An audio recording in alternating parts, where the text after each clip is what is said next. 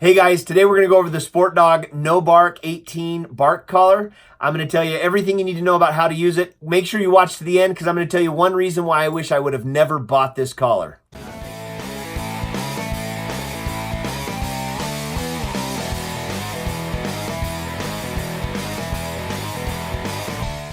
Hey everybody, okay, so like I said in the intro, we're going to go over the SportDog NoBark 18 collar. I do really like this collar. I think I paid $59 or $69 for it. I've been using it for a while.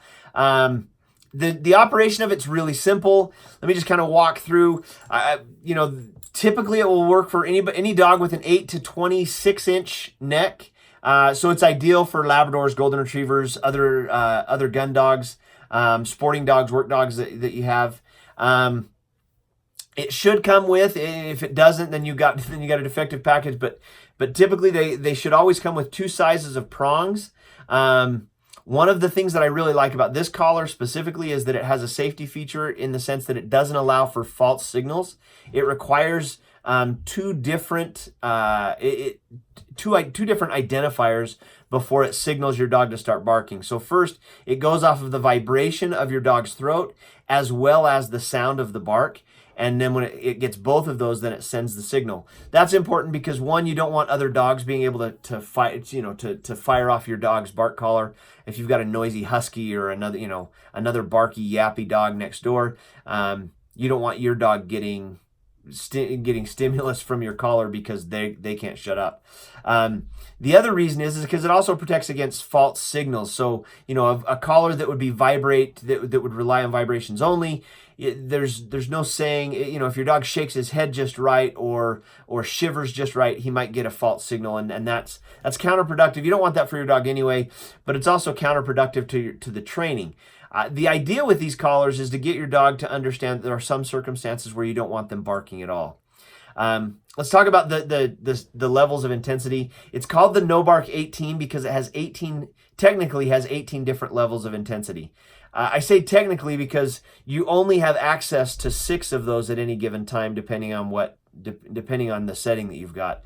So you control low, medium, and high, and then within that range, there are 6 levels, and the way it works, if you've got it set on low and your dog barks once, it gets the level 1 stimulus. If it barks again within 30 seconds, it gets the level 2 stimulus, and then 3, and it kind of progressively, automatically goes through levels 1 through 6 within the low range. If you set it to medium, now you've left that 6 levels behind, and now you've moved up, and now you have another 6 levels of stimulus within the medium range, but you still get that automatic progression. And then same thing with when you go to the high. So you control whether it's low, medium, or high, and then the collar recognizes, if the dog has barked once and then hasn't barked for a few minutes, it will keep it. It'll always reset to that number 1 intensity level.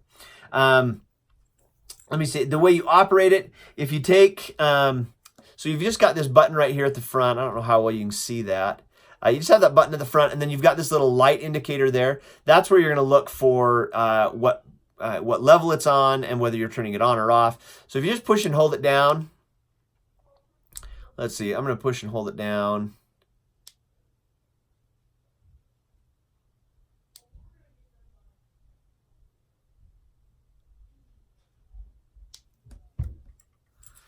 All right, that's why I don't like this collar.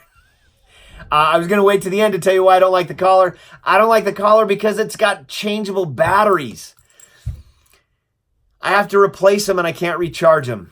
That's really frustrating. So I'm going to have to, before I can finish this, I'm going to have to go get a new battery.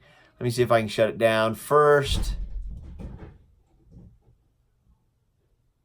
There we go. We got it shut off. Maybe I have just enough battery to finish this off, but before the day's out, I'm going to have to go get a new battery. So there you go. There's the reason why I wish I would have paid $30 extra and got the SportDog 10. It's a rechargeable battery. It has all of these features plus a couple of more that I really, really like. Maybe I'll end up getting it and we'll do a review on it. But this is the collar I have now, and it's the one I use, and besides the fact that it doesn't have rechargeable batteries, I still really like it.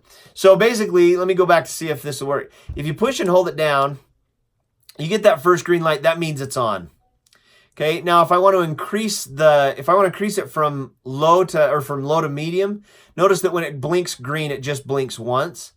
So I'm just going to push it down, and I'm going to hold it for just a little bit, and then I'm going to let it off. About 2 to 3 seconds is all.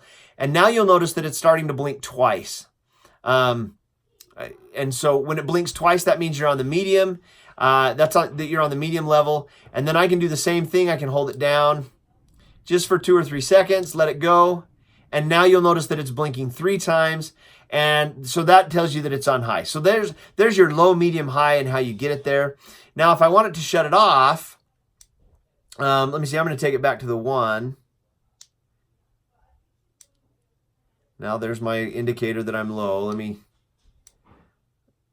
shut it all the way off. And to do that, I just hold it for 5 seconds until it blinks 5. I get 5 red blinks. And I always like to make sure that it's starting on the 1, just to make sure I don't want it to accidentally be on the high. And so that's how you do it. You can turn it off from any level. So it's on the level low, right? It's on the low level right now. If I just push and hold it down for 5 seconds, then that red'll come up, and there you go.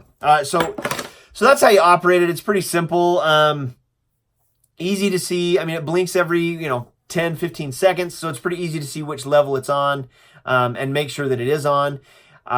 You'll see that it will start to blink red like it did there a minute ago when it's low, and to indicate you've still got some battery life left.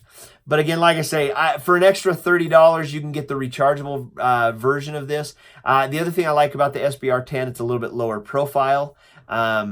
And so you can get, it just doesn't stick out quite as much. This kind of is this weird knobby thing that's on the dog's neck.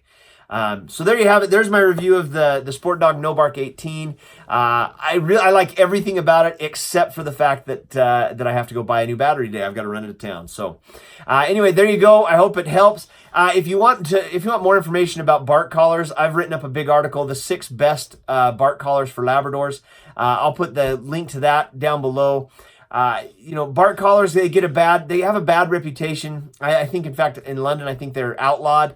The reality is, when it comes to these, it's a static electricity shock. So, if you're having a barking problem with your dog and you can't take care of it with other measures, then feel free to use one of these and not feel guilty about the fact that you're hurting your dog. It would be the equivalent of rubbing your feet along a carpet and then walking up and tapping someone on the arm.